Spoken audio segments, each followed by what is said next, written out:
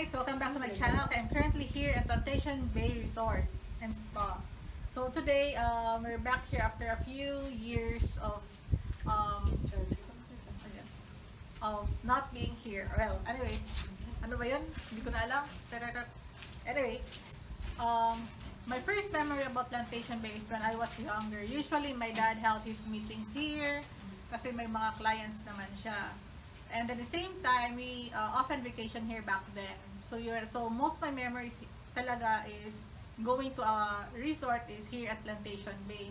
So I remember parang hindi pa ganito yung hitsura dati as far as I could recall. It was quite different.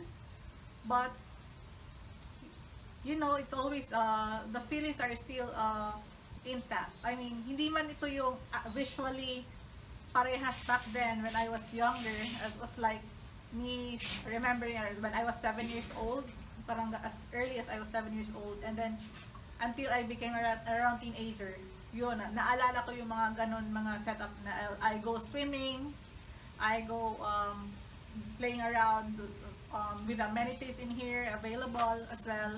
And one of the few things that I enjoy doing is water sports.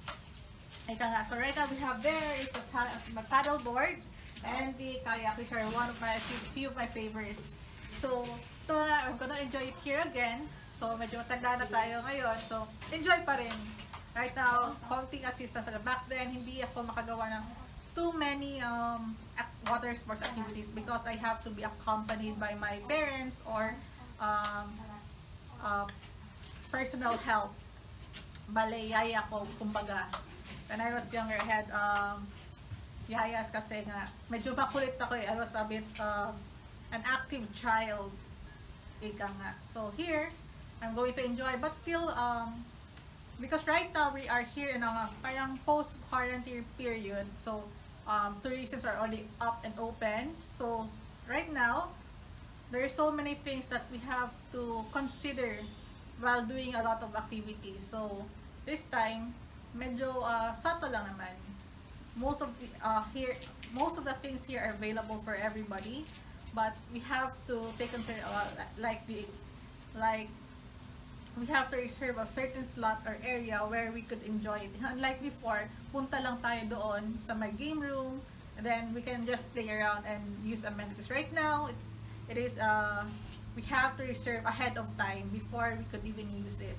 Kasi nga they have to take time to sanitize, and also at the same time who has reserved ahead of time before us. So yun, parang ganun lang. So right now, since nobody's even using here, kasi nga sabi nga nila they're operating 50% only.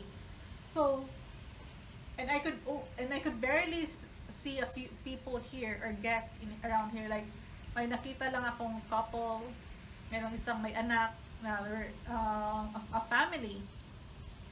And like us, we're also a family here, pero I think we're three guests lang yung nakikita ko, including us.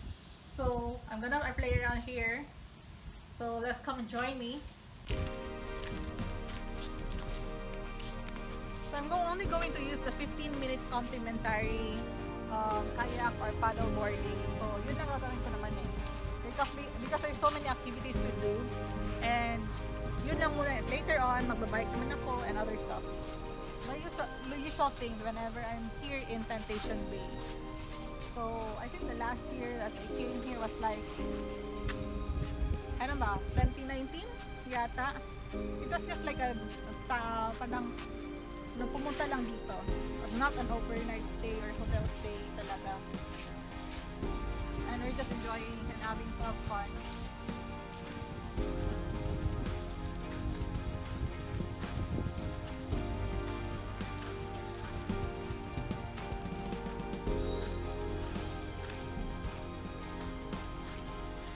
Naka-drain yung water ngayon.